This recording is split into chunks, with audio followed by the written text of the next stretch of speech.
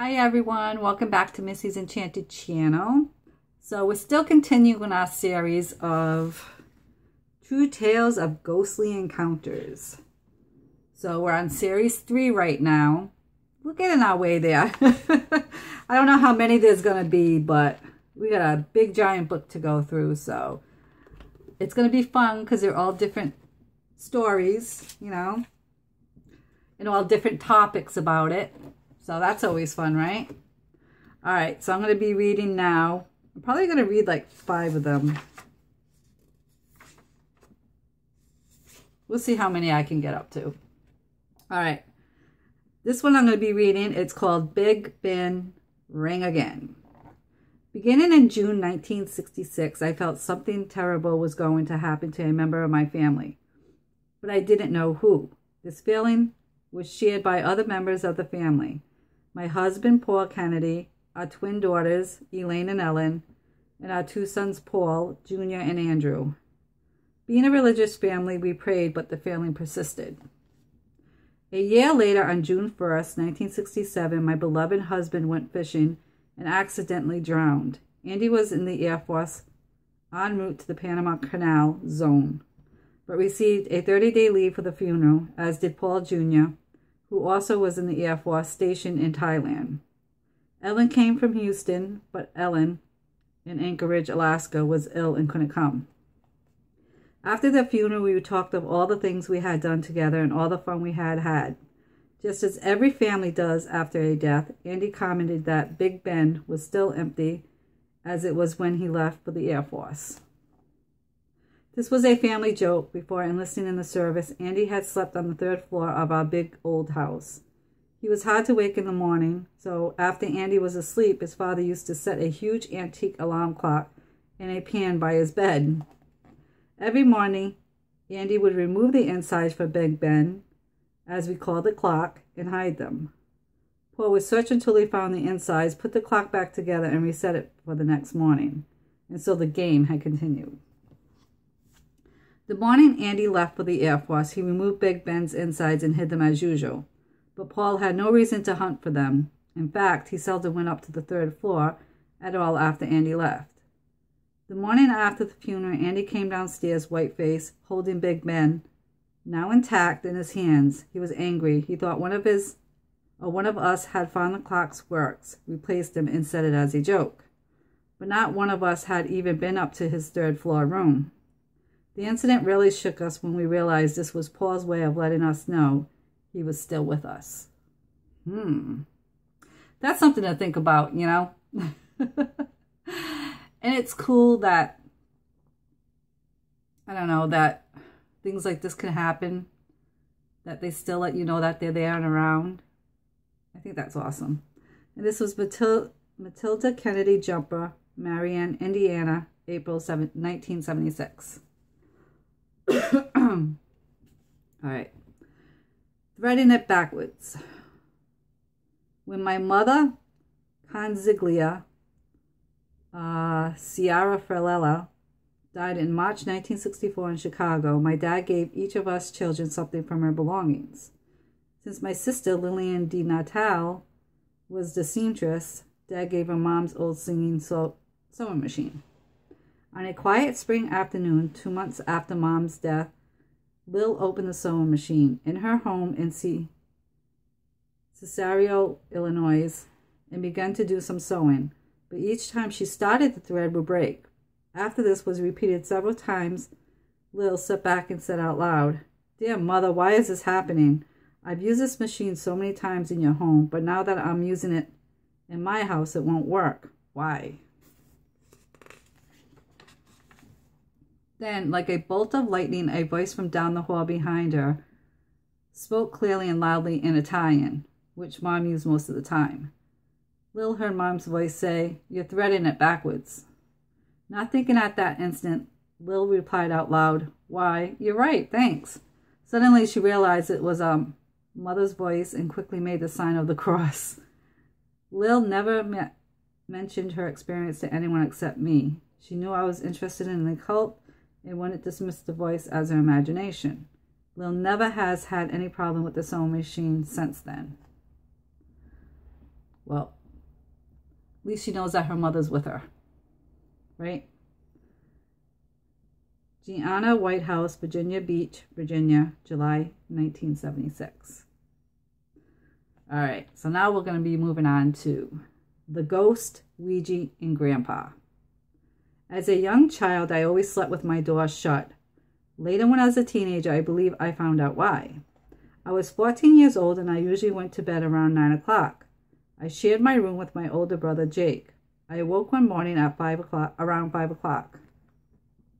As I looked up, I saw the white glowing figure of a man coming into my bedroom. I looked on for a moment, then quickly shut my eyes tight and rolled onto my side. I was afraid, and I hoped that he'll leave. As I lay there, I could feel his presence standing over me. I could actually hear heavy, shallow breathing coming from him. It seemed like hours passed before the alarm went off. I mentioned nothing to my brother at first. I didn't really believe in ghosts. Neither did the rest of my family. Anticipating their reaction, I changed my story a little before I told them. I described the whole event as a dream. I must admit I was surprised to hear my mother say that she also had the same dream. She calls it a dream to this day and says it still goes on. My wife, Sue, has always had strange encounters. I told her of the ghost I had seen. The ghost who still haunts my parents' house. She decided to ask a Ouija board who the ghost was and what he wanted. I watched for a couple of hours as she asked questions and wrote down answers. The board never identified the ghost, but to our shock, my grandfather, Jake, came through, mentioning things that my wife couldn't have known. Jake died in 1984, long before Sue and I had met. One thing startled us especially. Jake mentioned that I was going to carry on the family name. We looked at each other in awe, and she put the board away. A month and a half later, we found out that Sue was pregnant, just as the board told us she was. There was no way either of us could have known she was pregnant then. 9 months later, in October of 1998, our son Seth Mitchell was born. We've never tried the Ouija again, but I am now a firm believer in the afterlife. Things like that actually make you believe, you know? I mean, I guess in order to believe something, you have to have an experience of it, anything. So I had a couple, so I do believe in the afterlife. So you won't believe it until you have it. So yeah. All right, that's from Brian Slab, Illinois, New York, March 2000.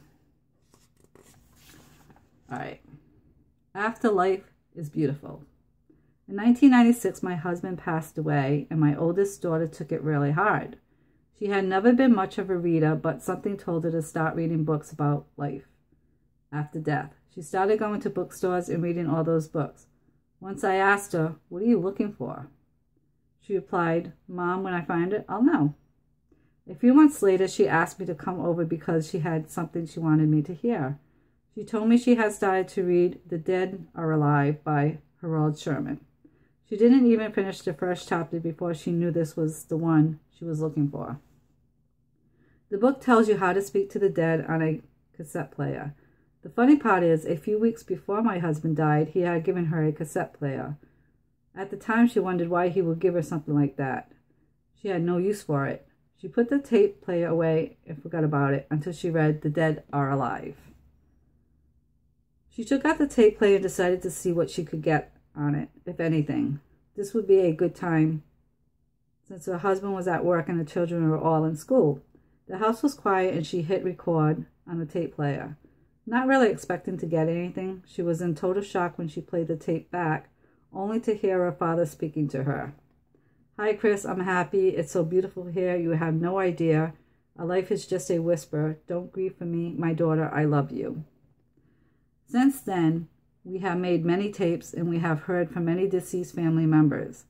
Sometimes it's just a hi. We accept this as a gift from God, one that we treasure. That actually makes me wonder if you get a tape recorder and if you can hear anybody. That is something to, you never know, something to try, right? Dolores Widenchutani, Somerville, New Jersey, July 1999. All right, let's see. I'll try to read like 2 more. A call for Babe. My parents were inseparable, and when Father died, Mother's grief caused her to go from 190 pounds to 114 pounds in weight. I was the youngest child and was Father's favorite, perhaps because I resembled Mother. His pet name for me, never used by others, was Babe. One night in May 1937, when Father had been dead for 2 years, I was wakened by his voice calling, "Babe, Babe." "Yes, Father," I answered. I spoke so loudly that I woke my husband. "You must have been dreaming of your father," he said. "I heard you mention him." "I wasn't dreaming," I protested. "He called me and I know his voice." A few minutes later, I heard Father call me again and I answered. My husband suggested I sleep elsewhere so that he could get some rest. So I lay down on the davenport in the front room. I had just settled myself when I heard Father call again. Then he spoke lovely in his normal, familiar voice. "Don't be afraid, Babe. In 2 weeks I'm coming for your mother. I came back to tell you so you won't be frightened when it happens." In the morning, I told my husband about the incident, and he scoffed at my story. A week later, Mother came to visit me, and the next morning, when I carried a breakfast tray to her room, I found her unconscious.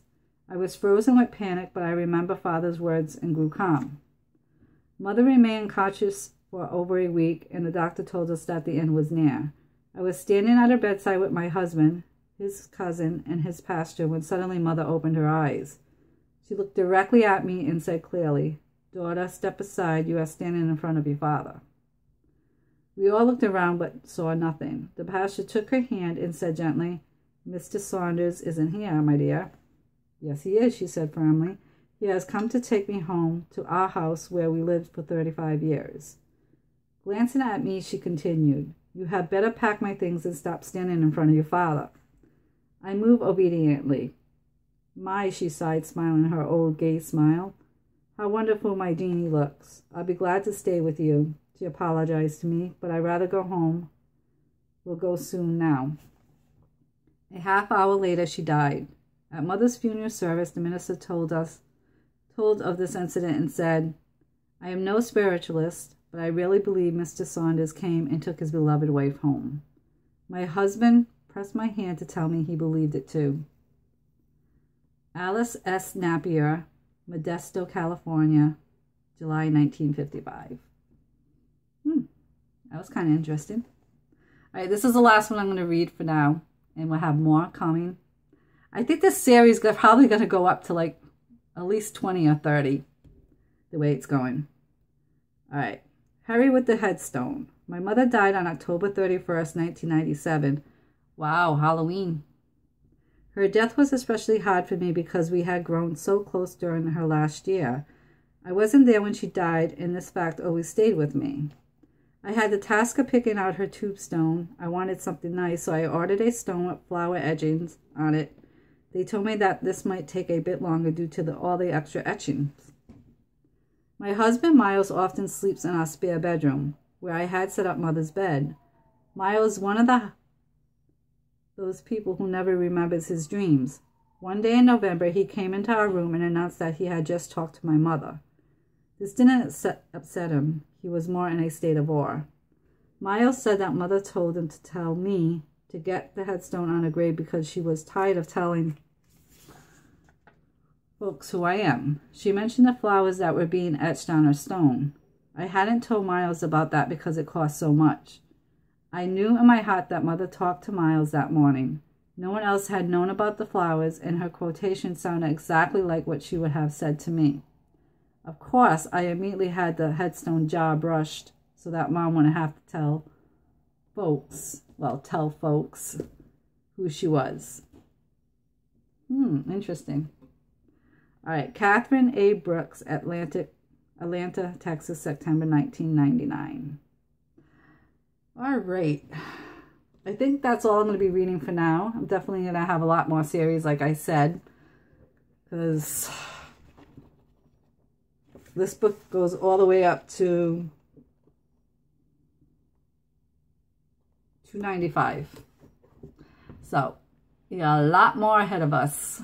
All right, guys, if you enjoy this, let me know. Give it a thumbs up. Don't forget to subscribe.